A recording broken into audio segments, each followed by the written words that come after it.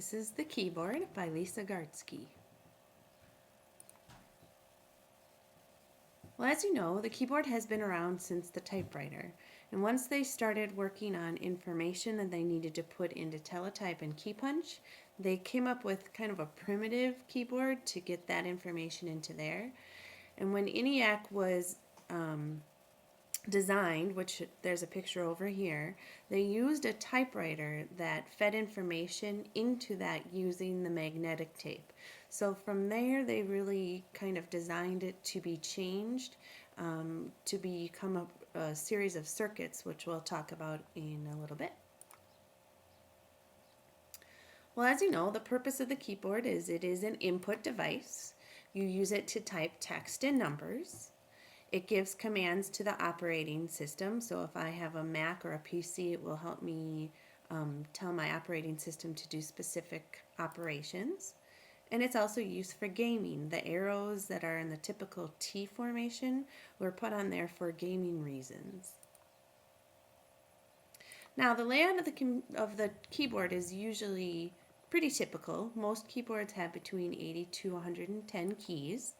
Again, that depends on your operating system. So Windows has keys that run Windows, and Apple has keys that run Apple. For example, the Command key or Open Apple key, that was something specific to Apple.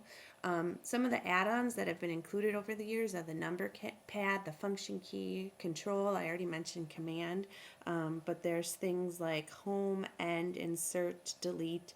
If you're doing Linux, they have hotkeys that help you do things with your operating system. Here are some different types of keyboards. Keyboards are typically named for the first pattern, the keys in the first pattern. So for example, this one up here is the QWERTZ because those are the first 5 letters. The first 2 up here are the ones that are most commonly used in Europe. This one down here was designed by a man named Dvorak, who designed it with all the vowels on the left. So if you notice all the vowels on the left and all your consonants on the right. Now, how does a keyboard work? Well, the key matrix is a grid of circuits underneath the keys. So this is a picture of the key matrix. And what happens is when you have that circuit, it's broken.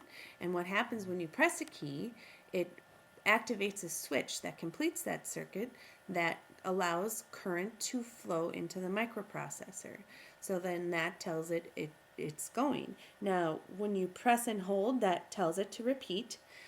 All this could not happen if it wasn't connected to the computer through some kind of cord. And you can only press one key at a time unless it's a dual function key like a shift key. So that's how you get an uppercase letter. Now, when the processor finds that circuit is closed, it goes into the ROM and it finds the character map, which is basically like a grid, and it tells the computer this is the letter that you need to type, letter or number that you need to type.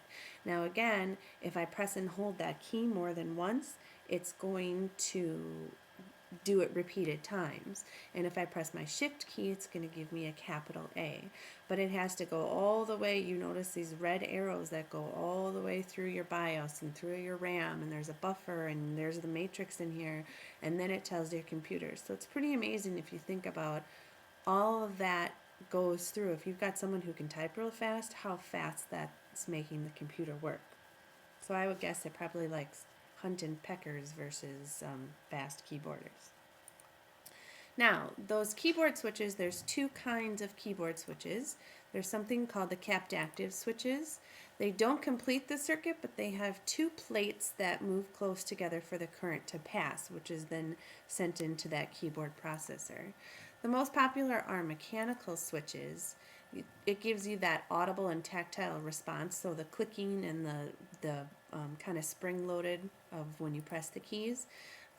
Most of them are made up of rubber domes. There are some membrane kinds, and the metal contact and the foam element. Now, here is an example of rubber domes. These rubber dome switches, they have a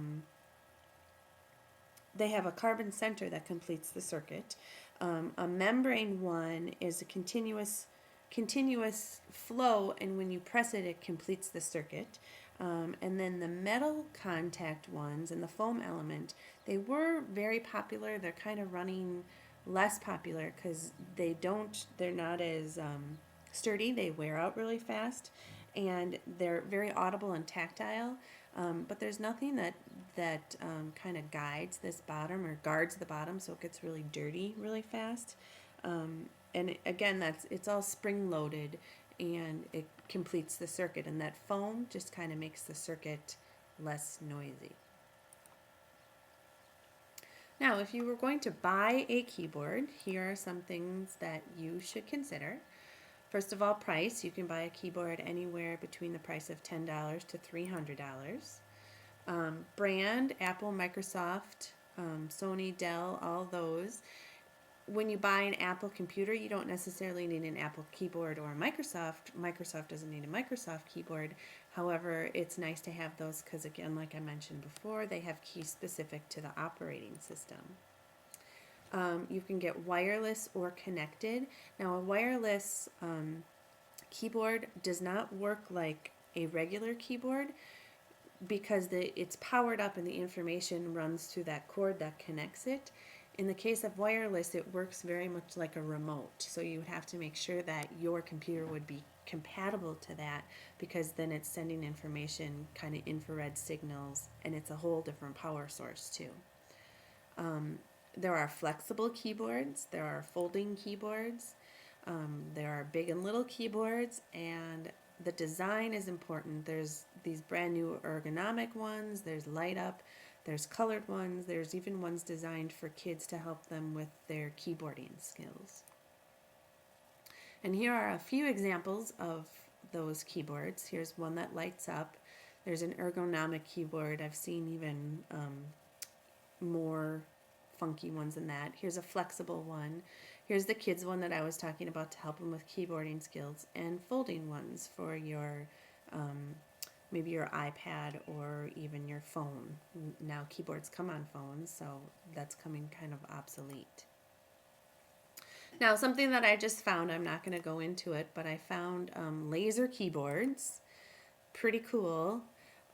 Again, the function is a lot different than a regular keyboard, but it is kind of a neat futuristic look at what a keyboard could possibly turn into.